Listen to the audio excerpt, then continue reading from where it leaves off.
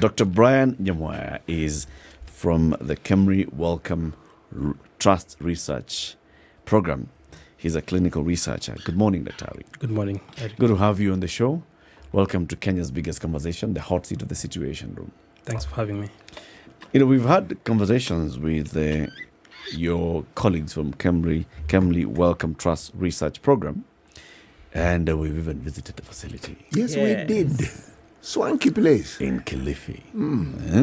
Now, you're not based in Kilifi, you're based at the Nairobi facility. Yes. And this is along Lenana Road. Yes. And you do a lot of work there. And the work that you've been doing is yours, but specifically is looking at how we are getting resistant to things. Yes, to microbes. Now, tell us about that. Yeah, so antimicrobial resistance, it's basically when microbes or this is your fungi, bacteria, viruses, parasites become resistant to the antimicrobes. So this, the various antifungals, antibacterials. So it's a natural process that happens with time, but as we're going to see in a few, it is fueled by antibiotic use. Mm-hmm. Yeah. So what is it that, first of all, they are microbes? Yes. And they are harmful. And that's why you're taking something. Yes. What is this? What does this something do to the microbes? The way the antimicrobial agents are designed is that they study the organism and pick out targets. For example, it could be on the cell wall of the bacteria. It could be a protein that lets nutrients and waste out. So they target that so that the antibiotic can attach on it and get inside the cell. So they basically kill the organism through several mechanisms. Okay.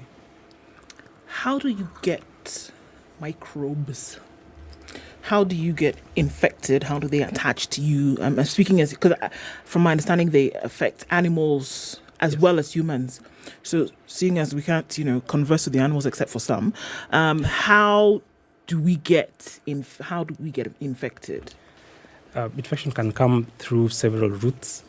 There are infections like pneumonia that are through the respiratory system. There are some that can go through the skin.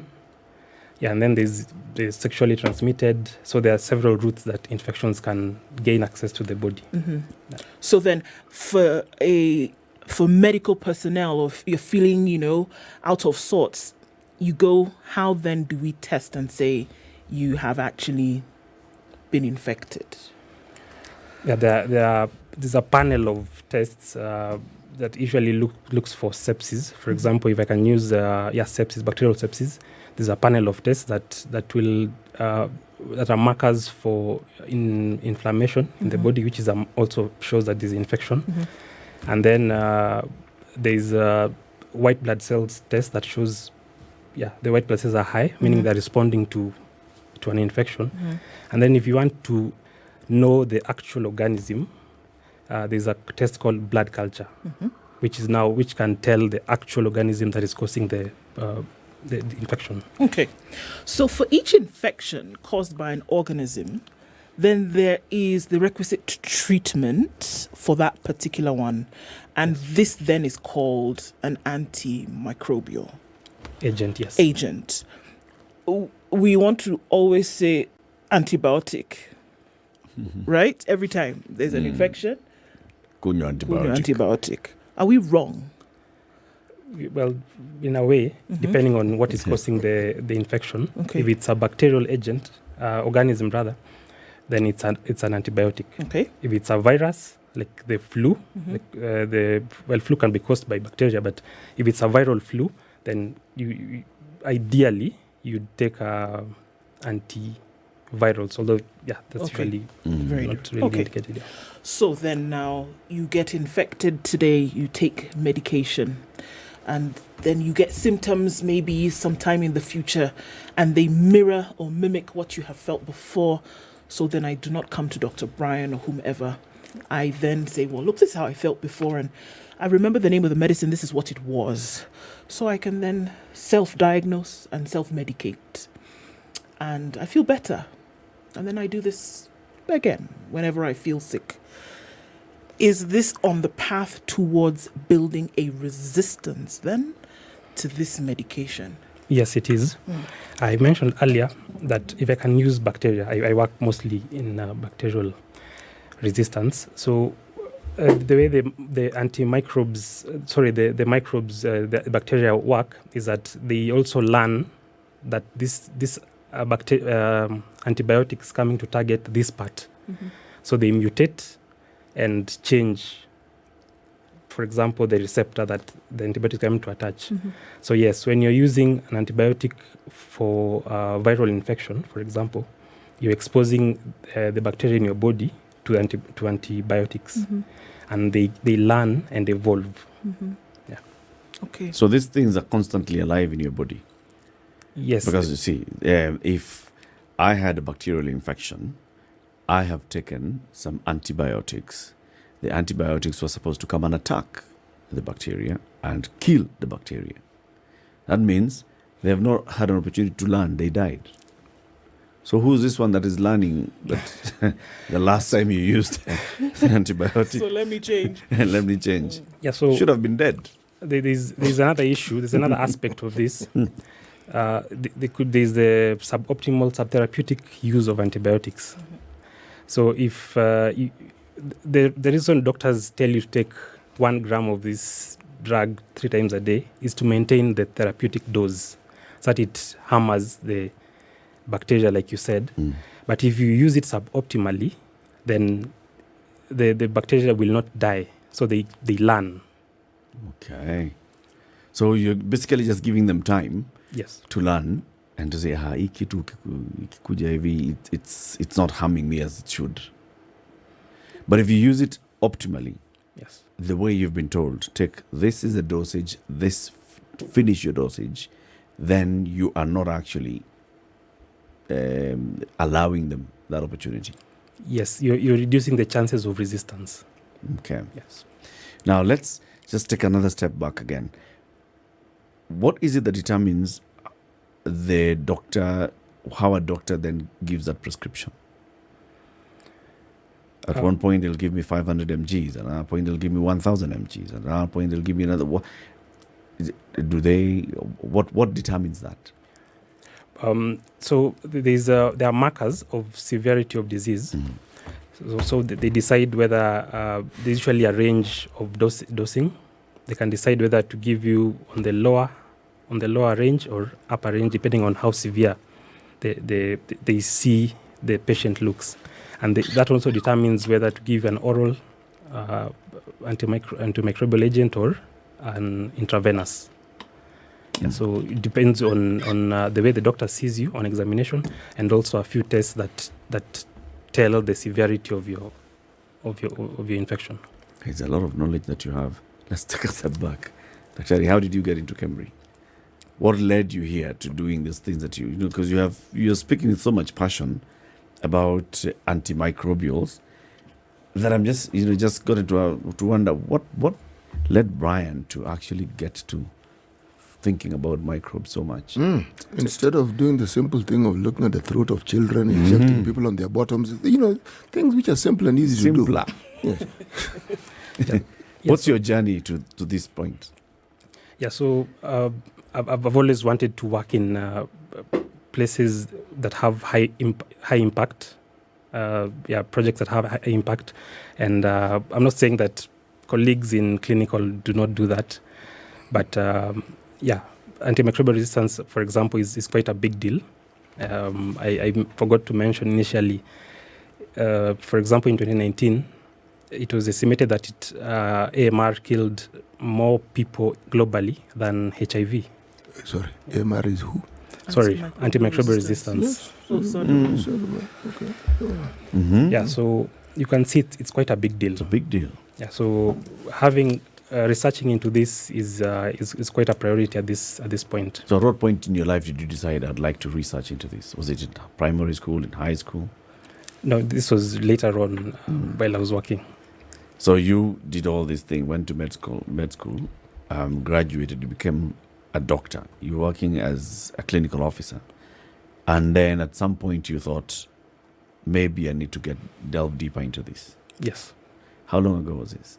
About 3-4 years ago. So at KEMRI, what do you do on a daily basis then? We run two surveillance projects. So I coordinate it. Explain centrally. surveillance, please. Yeah, surveillance is the systematic collection of data so that you can be able to determine, you can report and, for example, AMR, you can report the burden, the trends. Saying you can look at the patterns. Yes. Yeah, so we run two surveillance projects.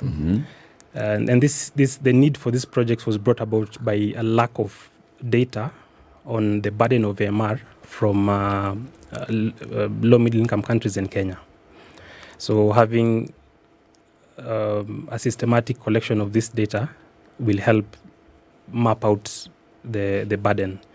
So in these two projects, we have one that optimizes the collection of cultures in two hospitals that already had capacity, the microbiology capacity. So reagents running out of stock are quite common in government hospitals, and a microbiology lab is quite expensive. So we support them to optimally perform these tests so that we can have, like I said, patterns on resistance. The other project taking place in 11 hospitals identifies that, like I said, microbiology labs are quite expensive. So if we can find an alternative to setting up a lab at each hospital and instead use a central place as a hub. So we call it a hub and spoke model. So you have one lab, for example, the county referral hospital, and then all the hospitals around send their samples there. So we are piloting this approach at the 11 hospitals. And basically we collect the sample and transport them to a KEMRI lab for now. And if it's found to be feasible, then other hospitals will take it up. Where are these 11? They're spread out in Coast, Nairobi region, Central, Western, and Nyanza. So several hubs then? Yes, we have 3 hubs. Okay. So give us the story of one hub. One hub serving how many health facilities, and what was the determinant in picking this one as a hub, or this as the region? Yeah, so the hubs, first of all, they are KEMRI labs, which have a long history of performing good quality microbiology.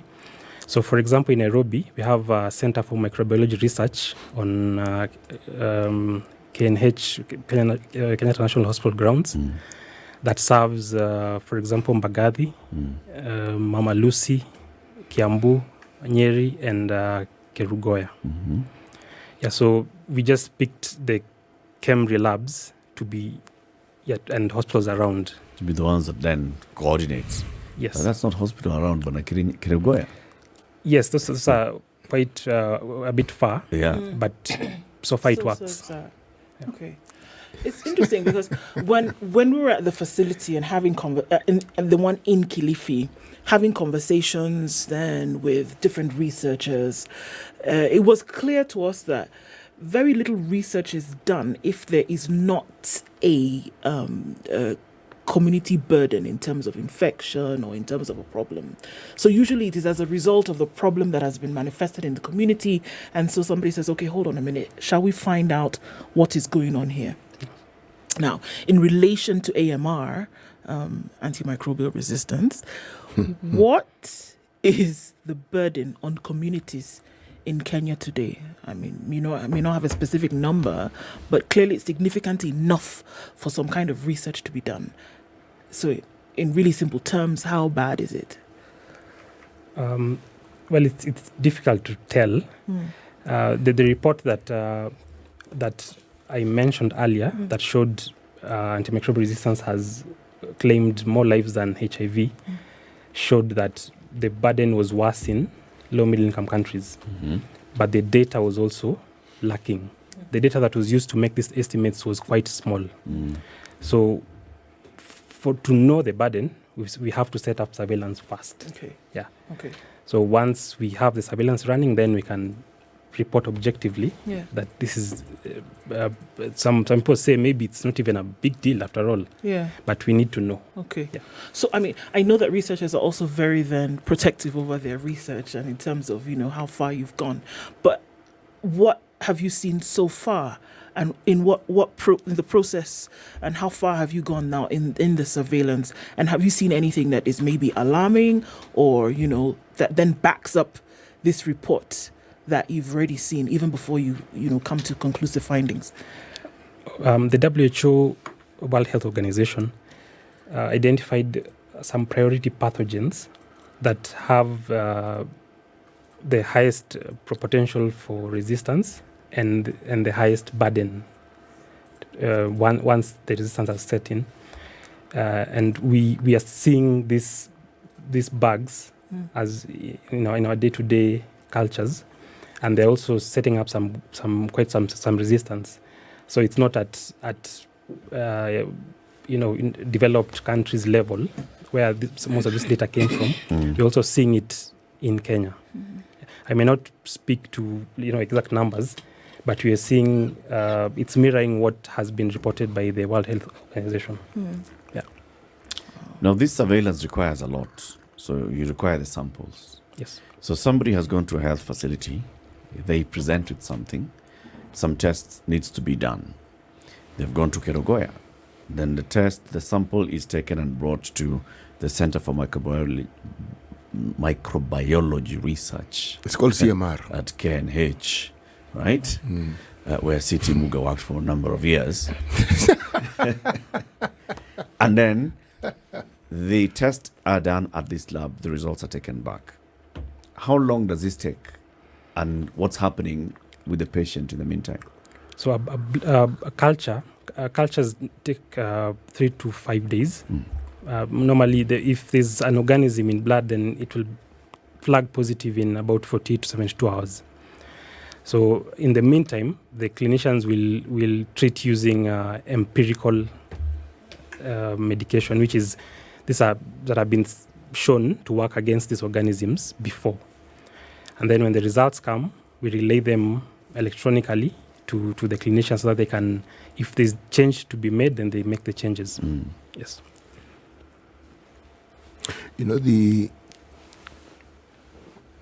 For research purposes and then the eventual findings to make sense to the citizenry for whom the research is actually intended, takes a bit of time. So how then do you communicate to people so that this very process that would unfortunately end up in death if not addressed appropriately? I'm now thinking of the preventative aspect of this. How do you go about communicating this? How do you get people to understand what they need to do in order not to get into a position where they are likely to endanger their own lives? Yeah, so maybe I should just start by saying awareness is awareness, education, and training is a very big part in antimicrobial resistance, tackling AMR, and it's one of the strategic objectives in a national action plan that was rolled out by MOH. Okay. So we do such things like this is a session of awareness where we educate people. We hold stakeholder engagements, although hospital level. Yeah, but we have radio shows, we have engagements with the community barazas too. But this is mostly in Kilifi, to educate people. Talk about stakeholder engagements within, say, a healthcare facility. Yes. How exactly do you go about this? Yeah, so we invite, there are these hospitals that we work with in a network of about 24.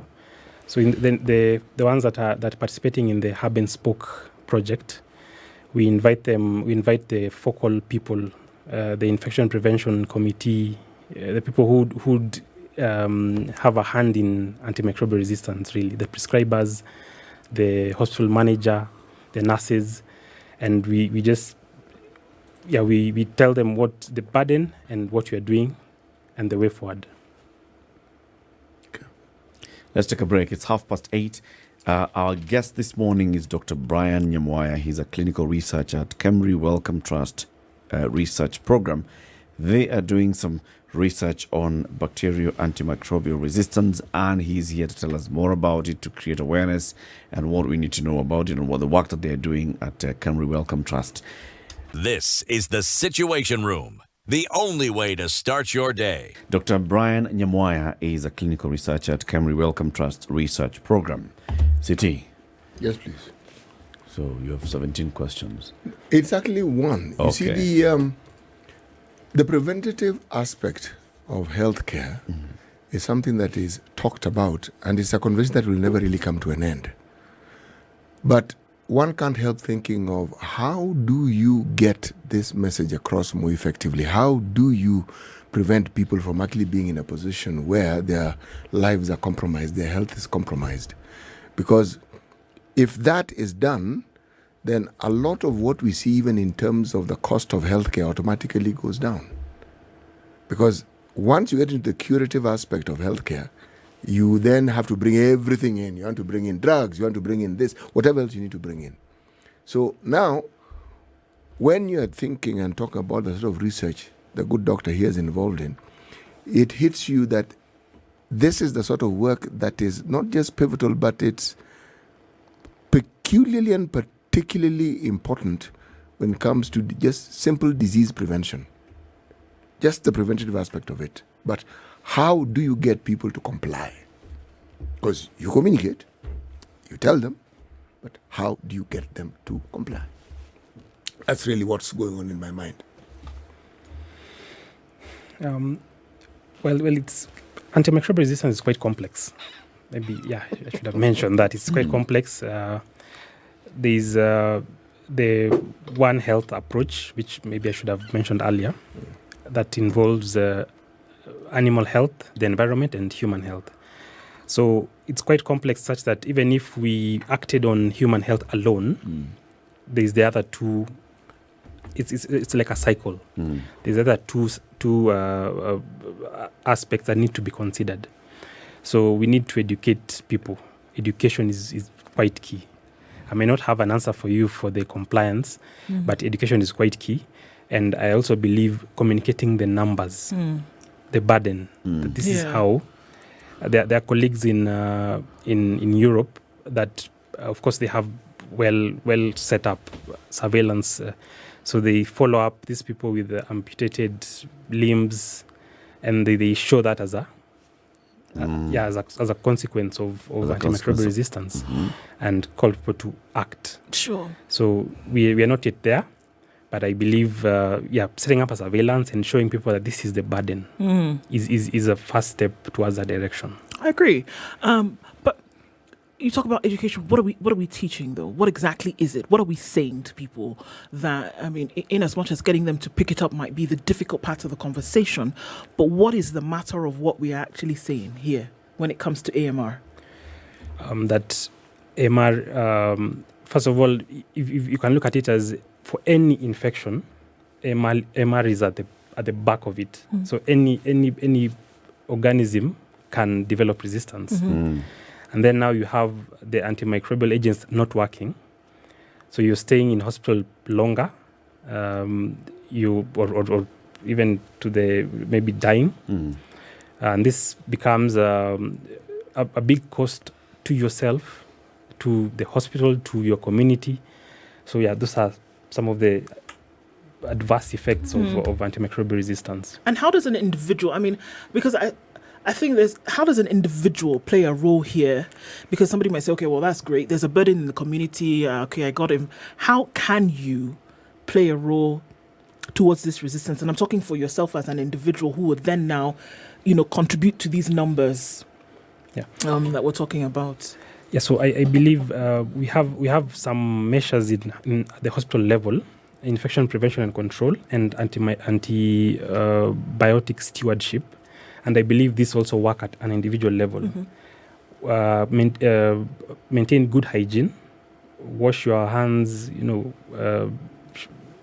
you basically be clean, prevent the infections, then do not use antimicrobials unless medically indicated. Do not self-medicate. Yeah, so once you've gone to the hospital and they have an objective, like a targeted prescription, then you can take the antibiotic. And once you've done that, complete the dose as instructed. So those are some of the things at individual level that can reduce everyone's role in the fight against antimicrobial resistance. Am I hearing you to say, Dr. Ari, that the most widespread cause of antimicrobial resistance is patient behavior? Not really. It's very complex. But yes, if you do not maintain hygiene, let me just give an example. You've gone to the hospital. You don't know what this patient, the patient you've gone to visit has. They're coughing, you're touching the rails, and then you just go home, touch your nose. You see the way it just keeps propagating. You go and hold your baby. So had this person washed their hands, of course, there's also the bit of the hospital to clean the surfaces, the surfaces well. And we are assuming that this person is being treated on the appropriate antimicrobial, because if you're not, then you just spreading it. And then you go to the community and keep spreading it, and it just keeps going on like that. So yes, patient behavior has a role, but it's also the behavior of health workers. So it's basically everyone, the cleaners, I mentioned farmers. So it's all over. Are there types of microbes that are more intelligent than others? But you've seen these ones, by the way, they are developing resistance much faster.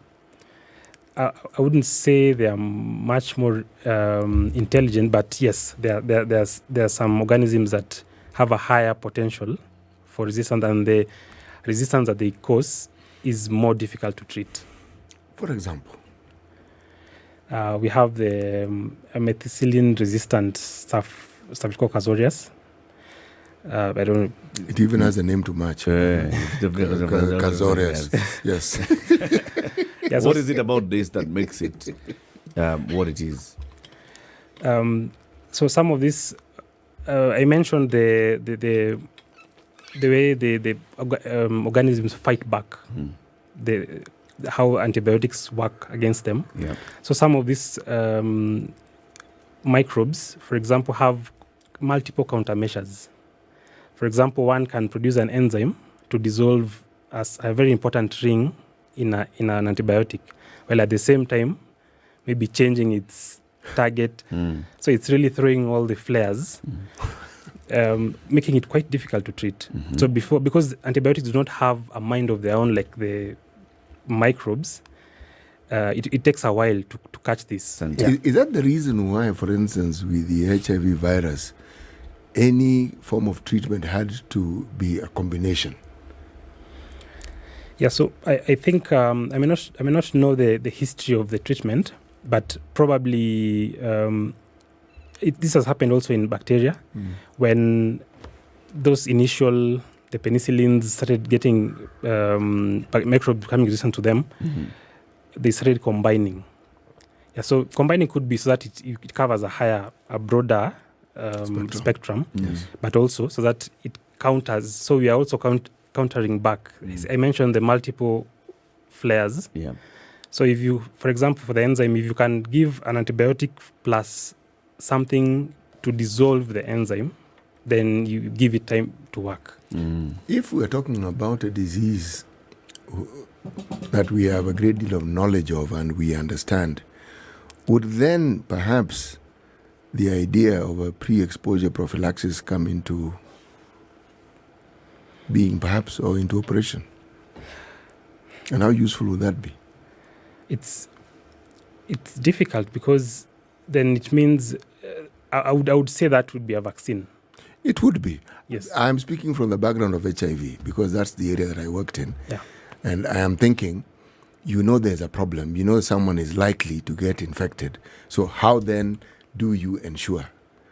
You see, like when you're talking about surfaces within a hospital, you see, people go to hospital because they are unwell.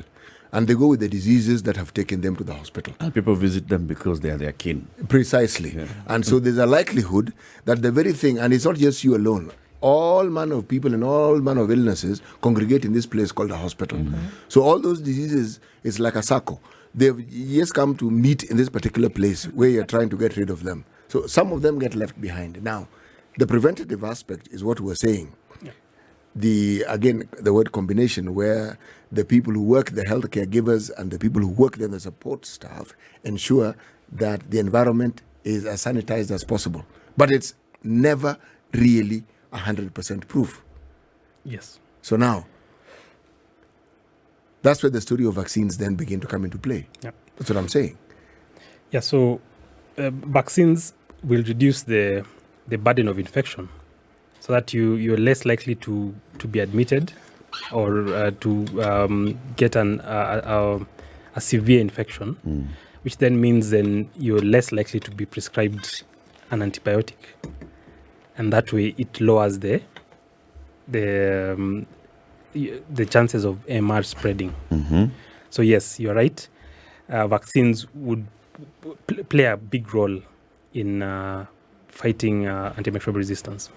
Now, do you think, let me just throw this one in here, that at the point of developing the antibiotic, the pharmaceutical company maybe has not done sufficient research into establishing how this microbe behaves, and maybe given a time to understand how it's behaving, the kind of flares it's likely to release, and then this drug goes into the market, and it's very easy for the particular microbe to start reacting? So maybe let me just start by saying that there has not been a new antibiotic for the past probably 30 years. It's called the antibiotic discovery void. And so I think the antibiotics that they discovered then were right for that time. At that moment, yes, they were good. So we've given microbes a whole 30 years to catch up, and we're not throwing in something else that can counter. I would imagine if a manufacturer right now is developing a drug, then they would factor in these multiple countermeasures. But yeah, we have that problem where there hasn't been. When you say now, this is just layman speak. When you say that there hasn't been a new antibiotic developed in the last 30 years, what exactly do you mean? There are new drugs coming out in the market? Sorry, I meant a new molecule, a totally new molecule. The ones that are developed or modified is just combinations, like I mentioned, an antibiotic plus something to dissolve the enzyme. Yeah, so it's not really new. You've just taken what was there and a new aspect, or combined two antibiotics. So it's only a matter of time before the antimicrobial, the microbes, just again figure it out. So we need to develop better antimicrobial agents that are up to date on the resistance. Yeah. Okay. I know that we talked about it being difficult to have, the behavior or the implementation be difficult. From your understanding, from the research that you've done, excuse me, do you find that if people have an understanding of the burden, if people have an understanding of the numbers and now being able to see the impact, do you see that then having a direct effect then on how they would behave in the future? I guess it's another aspect of research, but do you see that if there's an understanding of the burden of disease, of infection, of the numbers, that it would then impact how they would behave when we talk about this individual responsibility when it comes to this behavior? Yes, I think so. I don't know what CT social scientist may say here, but I could equate this to HIV. The way people know about HIV and you want to stay out of it. Yes. So I believe so. But then again, just to bring this again, the complexity. So you have a farmer giving the animals antibiotics and then just throwing the empty vials into the environment. Or their chicken, they're becoming sick, and you have to tell them not to give it not to give them antibiotics. There's that aspect of, or even a pharmacist, someone selling at a chemist.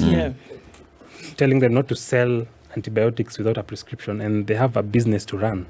So there's that aspect as well. It's quite complex. Yeah.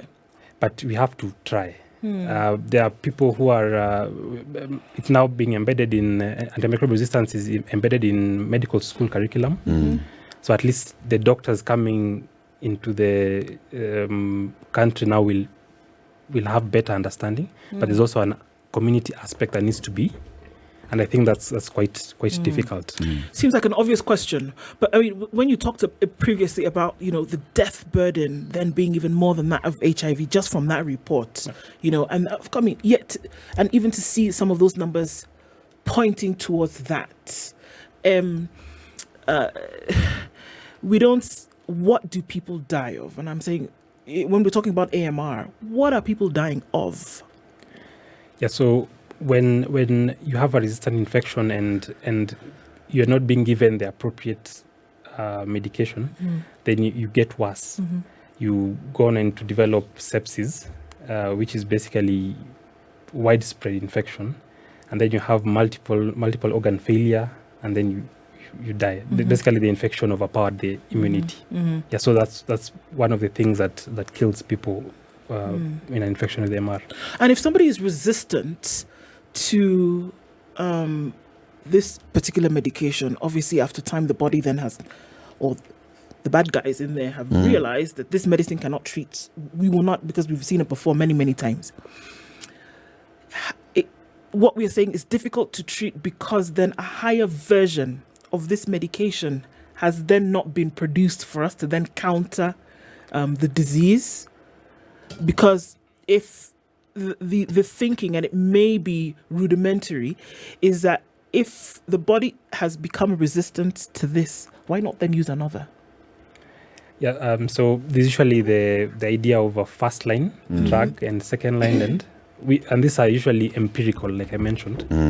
So, but you can find, when you do a blood culture, there's something called an antibiotic susceptibility testing, where they test about 12 drugs that would be this organism that would be susceptible to this organism. So they can give you a panel and tell you, yes, your first line is resistant, so stay away from that. Use this and this second line. jar. Yeah. So it goes. The blood culture gives you all that. Yeah. Yeah. Dr. So you told us you're doing surveillance and you have 2 programs that are running. Yes. One is using 2 facilities. Another one is in 11 different facilities. When you gather all this information, what do you hope to do with it? How long do you hope to continue to run this program? And then at the end of it, what do you hope to achieve? Yeah, the programs are running for a period of 2 years. And there's the World Health Organization developed a database for countries to report on AMR. And these are mostly low-middle income countries that do not have the networks, surveillance networks. So if we report to WHO, then they're able to basically know the burden for a region, and action is targeted better. Additionally, we are able to make, I mentioned the antibiotic susceptibility testing, which tells you for this organism, the typical drug that we've always been giving is more resistant. So you build your own antibiogram. Basically, it's your own panel for drugs that are more susceptible to the microbe. So you are reporting to WHO. How about locally, the Ministry of Health? Yes, we do. Regionally? We report through the Ministry of Health. Through the Ministry of Health. Yes, there's an AMR secretariat that was formed to counter antimicrobial resistance, and it's multidisciplinary. So all the data that we collect, we present to the Ministry of Health, and they'll take it on from there. And when you say Ministry of Health, it also means that you work with existing government health facilities. Yes. Because that's where the actual data is actually collected. Yes, we do. There's always a community component in this. And Eric had thrown me that curveball, because if you have, and I know you do have, community health workers who are educated in getting people to understand these very complex things. People can break it down so that it can be consumed and understood. The impact we're speaking of has no option but to grow, because when an idea is new, yes, it always has those challenges, but over time, it's the success of what you've done that builds even more success, because people see that the outcomes are positive, so their reaction and response to it is also better. But again, it doesn't happen overnight. Yes. It takes a bit of time for people to actually get to a point where they've internalized it and they then own it. Yes. Do people get to a point where they understand what these guys have been doing? Yes. Antimicrobial research. Yes. And then the microbial, doing this and resistance and all. I'll give you an example. Give us. When people have a problem, a health problem that they don't understand, they subscribe it to supernatural Witchcraft. powers. Yes. Okay? Now, you start from the position of what they know and believe and understand, or Right. the myths and misconceptions. Right. Then you break it down and explain why it isn't that, and it is this.